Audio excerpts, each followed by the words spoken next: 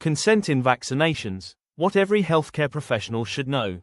Welcome. Today we're unpacking a topic that sounds simple on the surface, but often causes real confusion in practice: the difference between informed consent and consent to proceed in vaccination. Getting this right isn't just good practice, it protects patients, clinicians, and organizations. Let's start with the foundations. In the UK, consent for vaccination is shaped by the UKHSA Green Book, the Human Medicines Regulations, and professional standards from the GMC and NMC. These frameworks tell us what valid consent looks like and who's responsible for obtaining it. So, what exactly is informed consent? Think of it as a meaningful conversation. It's where we give the patient clear, relevant information about the vaccine, the benefits, the risks, and any alternatives. The patient needs to understand that information and make a voluntary decision. It's not a one-off moment, it's a dialogue. And it must be documented, because that record protects both the patient and the clinician. Now, consent to proceed is something different. This is the final check at the point of administration, the "yes, I'm happy to go ahead" moment. But here's the key: it only counts if informed consent has already happened. Consent to proceed can never replace informed consent. It simply confirms it. Let's move on to delegation, because this is where things can get complicated. Vaccines can be delivered under PSDs, PGDs, and the newer VGDs.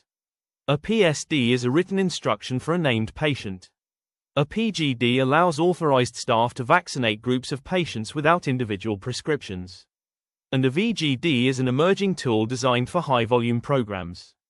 Even when tasks are delegated, the practitioner giving the vaccine is responsible for ensuring consent is valid and recorded. Delegation doesn't dilute accountability. And what about non-registered vaccinators?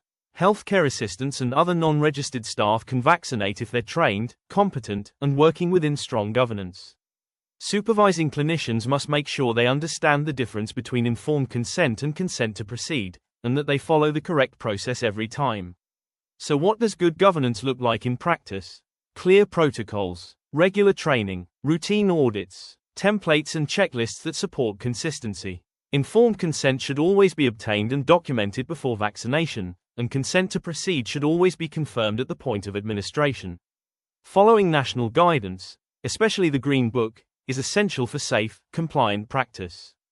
To wrap up, understanding the difference between informed consent and consent to proceed is fundamental to safe vaccination delivery. Clear roles, strong governance, and confident, well-trained staff reduce risk and protect both patients and professionals. As vaccination programs evolve, getting consent right remains one of the most important parts of the job.